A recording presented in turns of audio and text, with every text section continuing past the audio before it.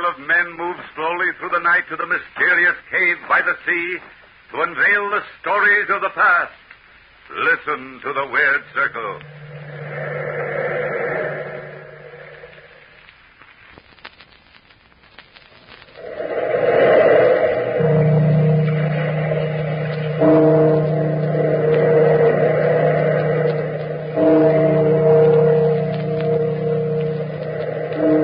Out of the past, phantoms of a world gone by speak again the immortal tale. A terrible night.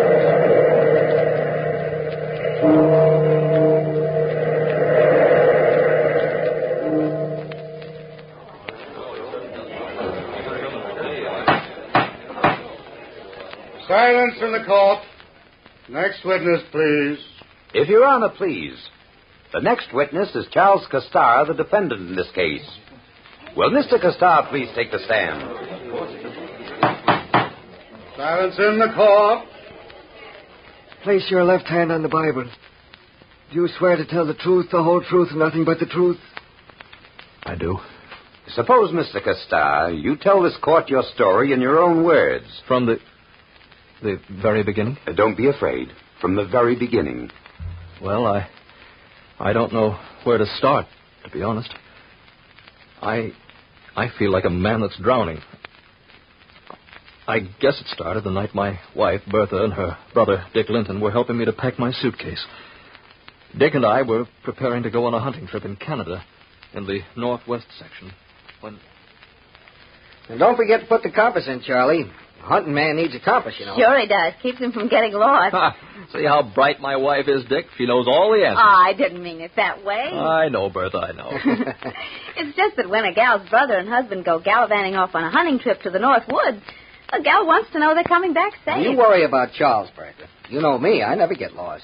You remember the camping trips we used to take when we were kids? You were a Boy Scout then, Dick. He's no Boy Scout now. Hey. Well, let's see, darling. Have I got everything packed in here? Yes, dear, everything.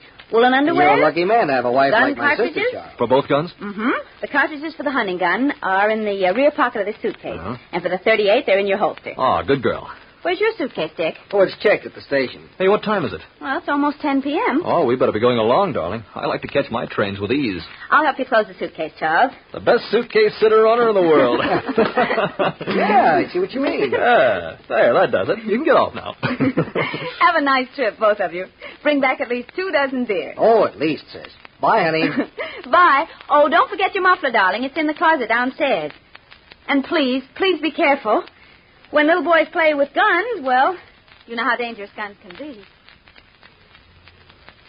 So, we left, Dick and I. We took the express to Montreal and then traveled by train west of the Hudson Bay to the Northwest Territory, specifically to a small town known as Fort Ray. What equipment we hadn't already purchased, we purchased there, mostly food provisions and plenty of coffee. Then, on the morning of September 3rd, Dick and I started out, on foot. It was a clear, brisk morning, and the air was alive with sounds. Birds chirping, the constant crunch of leaves underfoot. We were both in high spirits, as Dick said. Oh, this is the life, old boy. This is what a man needs, to get away from civilization and breathe again. Yeah, back to nature. Mm-hmm. Back to nature's right. You know, there's something the matter with modern civilization. You get all jogged up inside. Begin to think all sorts of strange things. Strange, Dick? In what way? Oh, morbid thoughts. Hating yourself, hating everybody else, hating the world. You know, that's bad for a writer. His work becomes bitter, and he pours the gall out in words.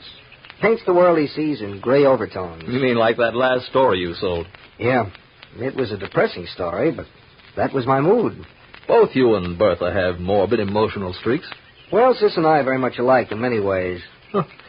Funny, my marrying Bertha. What's so funny about it? You know, I engineered it. You did? Why? Well, Bertha and I have always been pretty close, you know. Much closer than ordinary brother and sister. I didn't want to see her marry some clerk. Well, thanks, Dick. You being my roommate at college, I got to know you pretty well.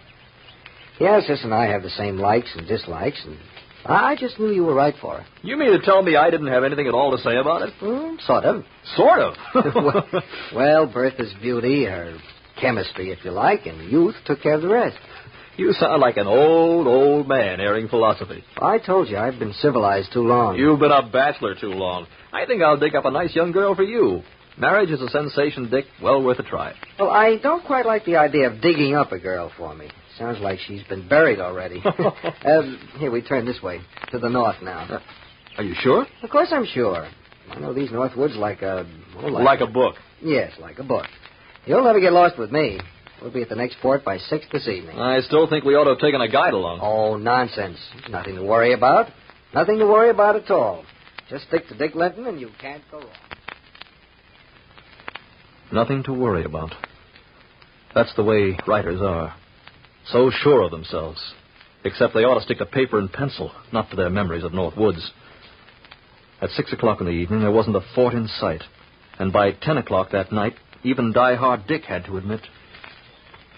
Well, we're lost. No. Yeah, we're lost. I'm sorry, Charles. Oh, You're being pretty monosyllabic about the whole thing. normal under the circumstances. Hey, that wasn't the wind, was it, Dick? No, wolves. Wolves. You're not afraid of them, are you? Oh, no, I love them, especially at night when I'm cold and hungry. And they are, too. Well, we'll have to sleep in the trees. You'll have to sleep in the trees. I wasn't built that way. You can't sleep on the ground. You'll never live through the night if you... I'm not sleeping on the ground, Dick. I am walking until we find someplace. Well, we might not find the fort till tomorrow morning. Or tomorrow evening, but whenever it is, I'm going to find it as soon as possible.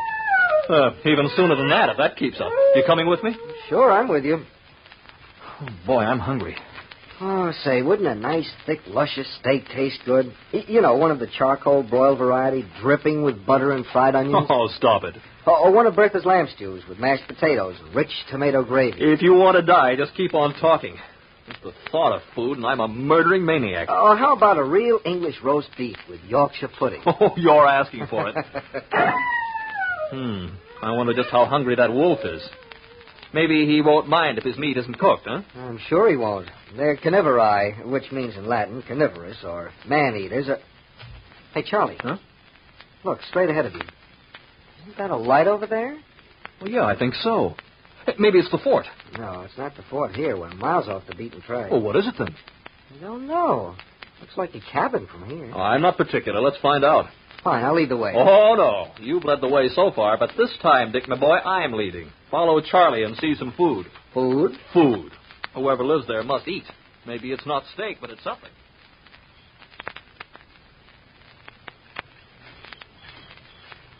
It is a cabin, all right. Shall I knock on the door? Well, you can't get in any other way. Who can't? This rickety old shack could be blown down by a good strong breath. Funny-looking place, isn't it? I'm not amused. Knock on the door. Such a timid knock. My hand's numb. Yeah, we'll try it again. Hope this guy's friendly. Uh-oh. Our friends are sniffing about again. And I don't look at all well in tomato sauce. Oh. Evening. Something I can do for you, gentlemen? We managed to get... We hope to find some place to stay for the night, sir. We're completely off the beaten track. You don't say. Come in. Come in, gentlemen. Yes. I'd be delighted to put you up this evening if you don't mind sleeping on the floor in the attic. Well, at this point, we don't mind anything. Don't you? My name's Charles Costar, sir, and my friend is Dick Linton. How do you do? Yeah. My name is Joel. Just Joel. At least, they used to call me Joel. Have you eaten yet this evening? No, as a matter of fact, and we're starving. Come in and sit down, and I'll fix you some dinner. That is, if you don't mind my meager rations. Oh, we don't mind anything at this point. Do we, Dick? Oh, no, definitely not. There's an old American saying, food is food. Let's eat, huh? I'll fry some deer steak for you, and I've some wine. Oh, wonderful. Tell me, Mr. Joel, do you live here all alone? Unfortunately, yes. You see, I'm an outcast from your society. Let a man be different, and then automatically he becomes an outcast. Yeah, there's something in what you say. Let him look a little different, or think a little different, or speak a little different. And he becomes a marked man. The individual is not allowed the privilege of individuality. Mankind doesn't permit it. Oh, I don't think so, really. Don't you? I'll just set the table, and you can sit down over here and eat. Come along, Charles. Here. I can prove my point. Now, look at me. I'm different. Larger than most men, I unfortunately grew too tall. And I'm too ugly for the average man to stomach. I was hated. Yes, hated by your civilization and feared, too. Not because I was cruel or vindictive or dishonest, but because I was different. Yes, I'm a giant in stature. Well, Don't feel badly for me. I've had my revenge on society, and I'll have even more revenge on little people like yourselves. Yes. It's quite understandable that you feel that way. Gentlemen, before you sit down to dinner, allow me to hang your hunting guns up here. They'll bother you if you carry them around. Oh, well, we really don't mind. I mind. Your hunting gun, sir. And your hunting gun? There. Now I've both. I'll just hang them up here. You say you live alone, Joel? Yes. That shoe in the corner, that was never your shoe. It's too small for you. You're very observant, Mr. Linton. No, that wasn't my shoe. I found it in the forest one day and brought it home for the purpose of remaking it, like that coat hanging over there. Found a coat and a shoe lying in this outlandish district? Yes, a coat and a shoe. Of course, they were on a man, but he was dead. He died of... I don't quite know what he died of. His legs had been gnawed off by some prowling beasts. Oh, he must have become lost out here, like ourselves, huh? Exactly like yourselves, gentlemen. Exactly like yourselves. Dinner's ready.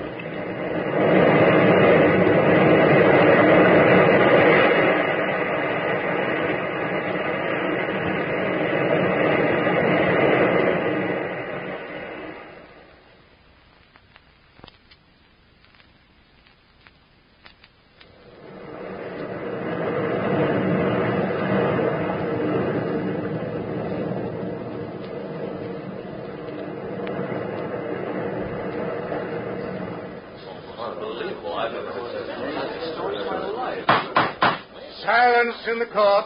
Silence in the court. Go ahead with your testimony, Mr. Costar. Well, you can see what a spot Dick and I were in.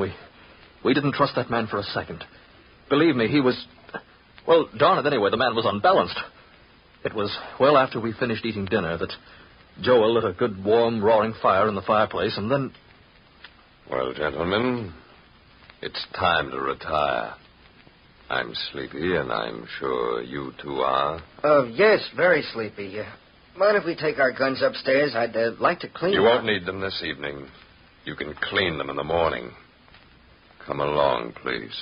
Yeah. Come on, Charlie. Yeah, I'm right behind you, Dick. Be careful of this stepladder. It's rickety, to say the least. So I notice, yeah. I'll go first and get the blankets out. Yes, fortunately, I have 2 blankets up here, although they're musty enough. Oh, don't worry about us. All right. Come up now. Right away. I'd feel a lot better if I had those hunting guns. I don't blame you. You can see for yourself, Mr. Linton, that this attic is not accustomed to guests. Musty. And the spiders are troublesome to strangers. Spiders? They are my friends.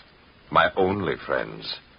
They say he who shares a roof with you automatically becomes your friend. They have shared this roof with me for many years. Good night, gentlemen. Sleep well. Oh, good night. Great Scott, what kind of a mess have we gotten ourselves into? I don't know. He's got a cog loose in his mind somewhere, that's certain. Very certain. What'll we do? I'll tell you. One sleeps and the other stands guard. That won't do us any good, Dick. He's 10 times our size, and besides, we're unarmed. I've got your 38 in my pocket. You forget about it, huh? Yeah, I did. Look, through these boards in the attic. You can watch Joel very easily. The fireplace throws a nice light on him. How will we arrange the watch? Well, you go to sleep for an hour. Yeah. Then I'll wake you up, give you the gun, and then I'll go to sleep for an hour, and you stand guard, okay? Yeah. What time is it now? 1 a.m. Oh, what's he doing down there? He's curling up on the floor near the fireplace. About to go to sleep. I hope he sleeps well. Too well to wake up. In case he doesn't, I hope your gun works, that's all. Oh, I'm so sleepy. Good night. Proceed, Mr. Costello. Yes, I put my head on the floor and slept. But I slept a troubled sleep, a restless sleep, and my hands kept clawing the floor, a floor that was alive with insect life. Then, no sooner had I put my head on the floor than it seemed Dick nudged me. Wake up. It's 2 a.m. Huh? Oh, okay. What happened? Nothing. It's your turn now. Oh, I'm really licked. Really licked. So much walking and then all this. He was quite right. All this. He lay down on the floor, and soon he was sound asleep. Sleeping like he was drugged. Poor Dick was all in. I sat upright, concentrating on sitting upright, to keep my eyes from closing. I was so tired, and my blood ran cold as I kept my eyes glued to the still figure which lay beneath us. The hut was so quiet that my wristwatch sounded like the beating of tom-toms in that silence. Tick, tick, tick, beating off the seconds, perhaps slicing off the seconds left of our lives. And I waited and watched. Then suddenly the huge figure beneath me stretched his huge form in front of the fireplace and yawned. His large, expressionless eyes sought mine through the planks of the floor, and I thought for a moment he saw me sitting there. Perhaps my crouched figure in the attic somehow threw a shadow down on the floor of the hut below. Then he arose, cat-like. That huge form arose gracefully and quietly. He eased himself up and walked to the door, as if listening for someone or something. Then, just as quietly, he opened the door and... Yes, come back shortly. He said, come back shortly. Who was he talking to? And what was he talking about? Come back. Come back to murder us. He shut the door just as gently as he opened it. And then returning to the place before the fire, he again curled up near the warmth of the blaze. I glanced down at my watch. It was 3 o'clock. I nudged Dick, gently at first, and then harder. Dick, your turn. Dick, wake up. Oh, we're up so soon. Yes. Here's the gun. Okay, I'm awake. Anything happened? Listen, he's got an accomplice. What? Somebody was standing outside the door a while back. He told him to come back shortly. That explains the small shoe, maybe. Maybe. Oh, I'm so tired, I don't think I can sleep. I don't think I can sleep. You'll sleep. Just relax. I don't think so. Really,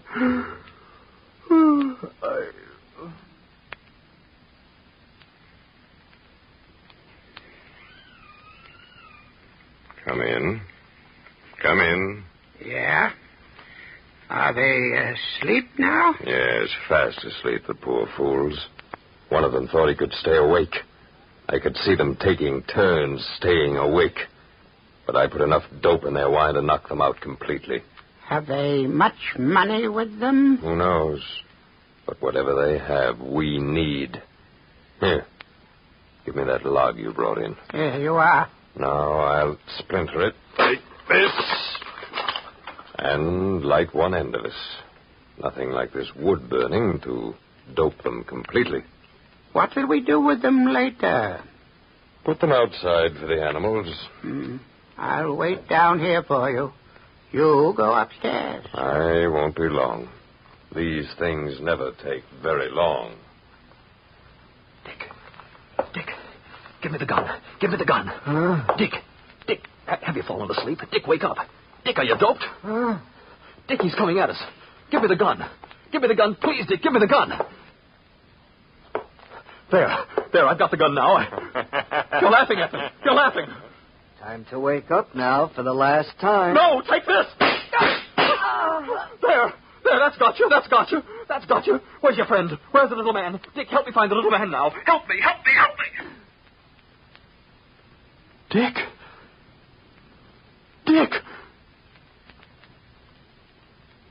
I was stunned. Completely stunned. The room looked strange to me. The smoking gun in my hand looked strange to me. The whole world seemed to blot out in front of my eyes, and suddenly I looked down at the dark mass lying at my feet, and then I looked up. My eyes were absolutely level with Joel's eyes as he climbed up into the attic. Then, in a voice filled with horror, he said, Great Lord, sir. What have you done? You've killed him.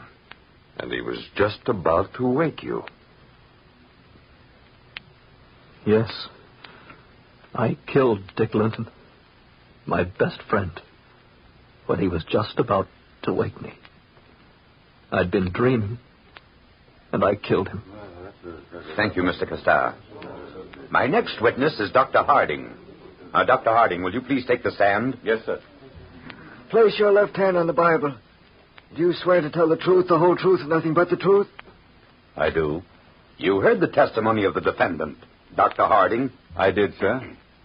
Is it possible for a man asleep as he was, to fire the gun load at his best friend because of a nightmare? It was more than a nightmare. It was somnolentia, sleep drunkenness. Overtired as Mr. Castar was, his nerves were overtaxed, and his fears and suspicions had been aroused. This result is perfectly natural and certainly medically sound. The defendant was not in his right mind at the time of the murder. Thank you, Dr. Harding. Gentlemen of the jury, to sum up this case, Joel the giant had told his guests the truth about the shoe. At the time he opened the door, he was just talking to his dog, who had been scratching outside.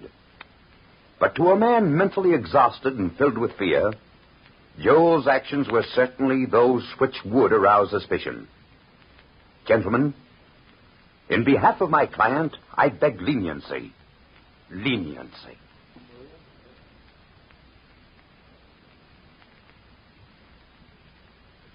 Bertha, please, darling. It was all explained in court. This doesn't change anything between us, nothing at all. Doesn't it? I love my brother more than you can understand, Charles. I know the court has ruled you innocent. But a court of law has very little to do with a woman's heart. If you love me, Bertha... I'll always love you. But I'll never be able to trust you again. There are 7 days in a week, Charles. Some of those days, I'll love you and forget this whole horrible affair. But more days, my brother's face will loom up in front of me. But Dick would understand. I wouldn't see you, because his face would stand between us. I'd spend those days hating you. So, I'm leaving you, Charles. Take good care of yourself. I can't help it. I hope you understand. Bertha, please. Goodbye, Charles. Bertha. I told you, Charles Castar, I hate civilized society. Don't feel badly for me. I'll have my revenge on society. I'll have even more revenge on little people like you.